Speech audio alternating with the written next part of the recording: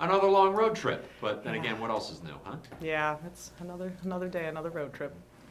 So I want to start with, well, I guess before we get into the most recent games, a bit of history was made for your program since last we spoke. Lindsey Majkrzak broke the school's career scoring record since the last time we spoke. So I guess to get us started, could you speak a little bit on her, obviously this remarkable achievement and what she's meant to your program?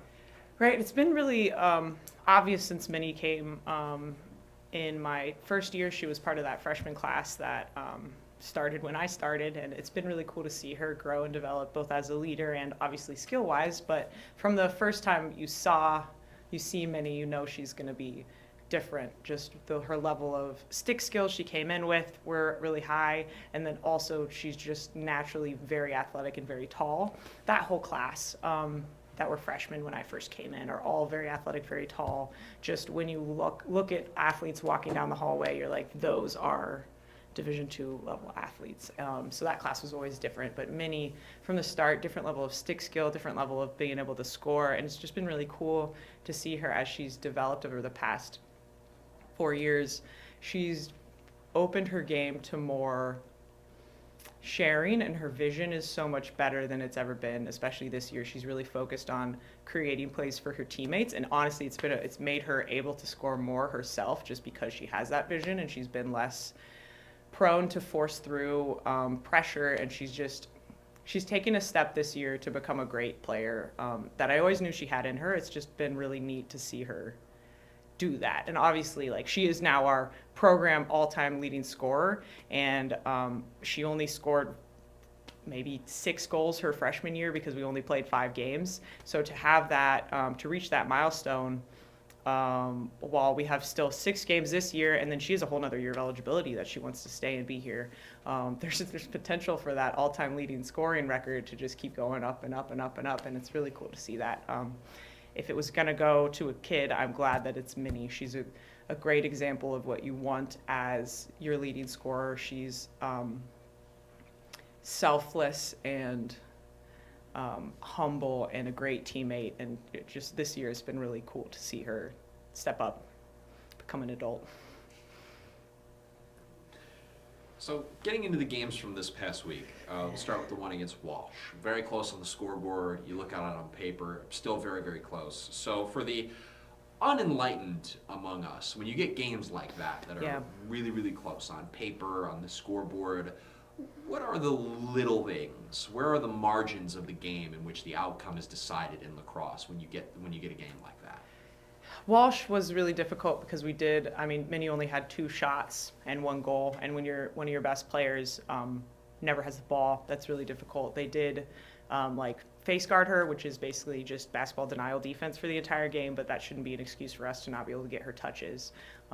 Kate Mongol didn't play this whole last week, which obviously in the past she's one of our major scorers, but we are a talented enough team that we shouldn't fall apart the way we did without our 2 towers. And I'm really frustrated with the way our offense performed in that game. We played scared and we weren't able to execute the way that I know we can, and that's why it was still such a close game. And again, we outshot them, so our shot opportunities were there. It's just about finishing. And Walsh plays very odd. They're very, very, very patient. So they use about 90% of the shot clock before they even look to start their offense. So they will stand there and pass the ball around the outside 3 times, wasting 40 seconds, and then they'll start a motion, but the motion isn't looking to score until another 20 seconds into it. So you have your defense just being lulled to sleep, and we've struggled really hard this year with causing turnovers and coming up with the ball when the ball's dropped on defense. So they're just getting look after look, and every time you get a shot clock reset, they're pulling it out, they're passing the ball around again, and we're getting lulled back to sleep. So something that coming out of that game, I knew that we would need to work on, and we're now finally back and able to practice again, is how do you cause turnovers against teams that are that patient so that you can have equal scoring opportunities to them, because they just eat game clock. I've never seen anything like that. It's obviously excellent coaching because it works, and they keep people's scores really low, and they don't score a lot. So that's why our game was so close, even though I felt like they possessed for so long. We just didn't. We matched their game speed instead of playing our game speed, and we are not a patient team. So we are someone that wants urgency, wants to be sliding and moving and more aggressive on defense, and that didn't allow for it. So not only were we not causing turnovers because we struggle with that, we were also just sitting back. So it was very odd to watch. I didn't like it. On the plus side of that game, at least trying to flip a positive out of it. Mm-hmm. Very limited impact from Minnie because of, like you said, the way they were playing her, and the Mongol being out as well. Maddie Bass came in, had 4 goals, and Yes. got back into the scoring column because it feels like really, the impact that maybe people have expected her to have. She's been kind of inconsistent there, but probably felt good to get back in it for her. What did you see from her in that one? Maddie, yes, it was good to have one of our better scorers step up in that game. We still weren't executing great, so the shots Maddie was getting weren't awesome, but she was able to capitalize on some free position shots. And then her opportunities in that game really helped us be able to set her up to play the way we need her to play to fit into our offense against McKendree. So that was good because Maddie, we've struggled with some different body control things from some of our drivers, just like the way that they drive into contact makes them off balance, and then they can't feed out of it because they're falling. And so we've needed to switch some things, and it's always good to see that. It's easy to fix things out of a close loss if you can then follow it with a close win. So yes, we really needed Maddie to step up in that game, and she did, but we needed more people than just Maddie to step up in that game. But it is, I think she's been a solid defender all year. She's really stepped up in her draw control column. We can trust her on the circle. But we need to be able to share the ball and have other people be scoring because Maddie is, she's a midfielder. She gets tired. She can't drive and possess and make those delicate shot placements the way that your attackers can because she's just ran for infinite time. So we need to set her up in the offense the way that makes her successful, where she's not off balance and she can feed and she does have space to drive. So that's why we need Minnie and someone else to be able to step up to create that space by drawing pressure away from Maddie, which we did not do in Walsh, and we certainly didn't do in UND. So. Well, you just brought up UND. We had joked earlier this season, we're not opening the year with the reigning national champion this time. Yeah. But still went on the road to face a top 5 team on their turf. So when you schedule all these really tough games, how do you hope that those games help grow your program? Right. Part of being in this region is you end up having to play these dominant teams because our strength of region is just so significant. Like we used to always, Lindenwood now has shifted Division 1. We always had Lindenwood and UND's coming off a national championship from last year. So we yet again are playing the reigning national champion. And it's good for our team to see that level of competitiveness because it stops you from becoming complacent. Our scheduling last week in particular, if I could redo it, I would keep us at 1 game under what we're supposed to be at, so that we didn't have to play 3 games in that trip. But because of our scheduling issues due to Upper Iowa cutting their program, I felt that we needed to refill our schedule. And so we did what we did last week, but ultimately I hurt our team with that scheduling. We did not need to play UND between 2 teams that we're gonna take down to the wire, because that is a hard emotional roller coaster to handle and be able to come out of. And we luckily did. But you want to play a team like UND early in the season or in a weekend when you can focus on how you can be successful within that game. And teams in the top, they are one of the best teams in the country. And to even be able to hang with them a little, we needed to go in with a lot better mindset and body control and everything than we did in that game. But ultimately, they're coming here next year, so they're still on the docket, and we're going to have to keep playing them. So it's a test, and you want to keep inching up and up and up. And I do think athletically at least, we are starting to match them so that when we are on the field together, we look like we both are Division II sports, which is good. And you can't say that across the board for all Division II lacrosse. There is still a significant variance in like athletic ability. So that's a good first step for Northern. The next step would obviously be having a tighter game than 17, 16, something like that, 14, I don't know. Wasn't good.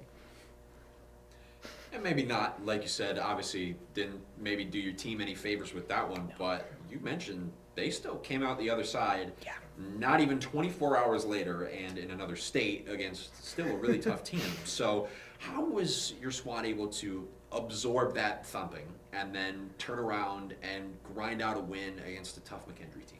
I'm so proud of them for being able to do that, because all three of these games were at least 4 hours away from each other location, like geographically, and to be able to come off of 2 losses, no turnaround time, doing the scout the day of the McKendree game, and to have them be able to perform the way they did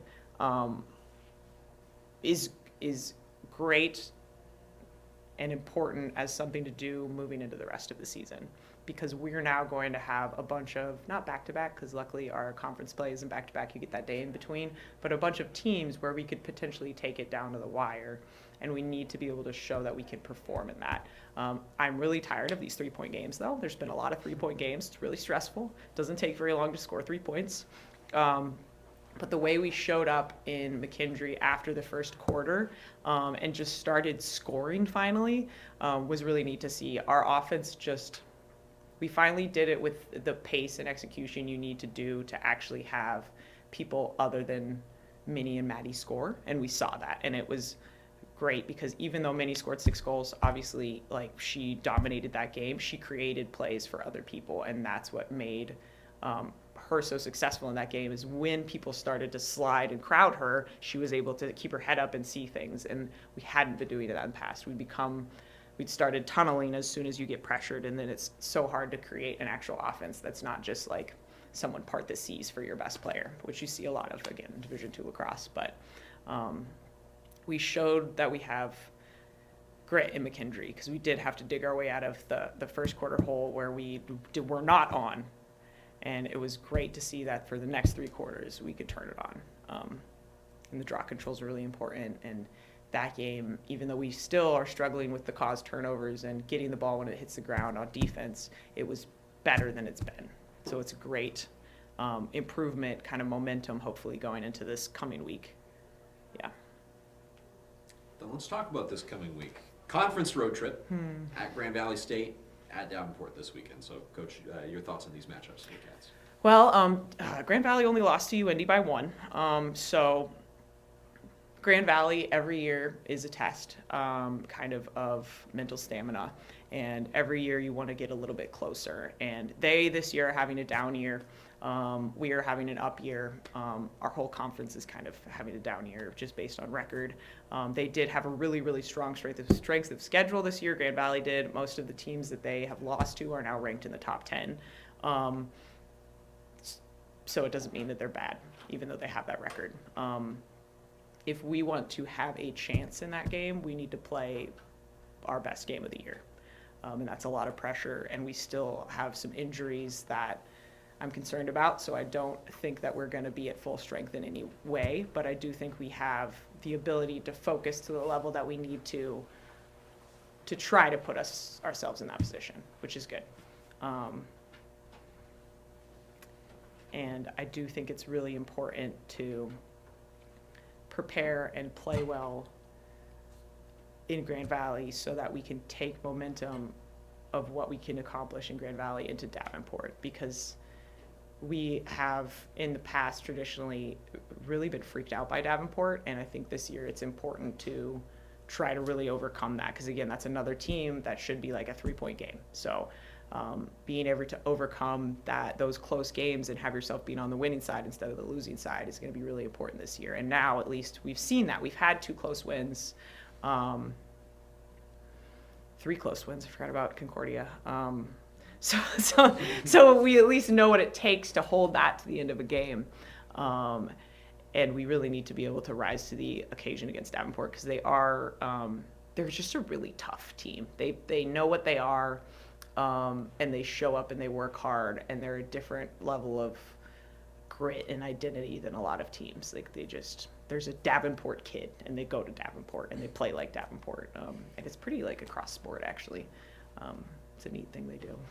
You had mentioned that Mongol hadn't played in this last road trip. I don't know what update you can give. Do you expect her to be back for this weekend or not? Still up in the air?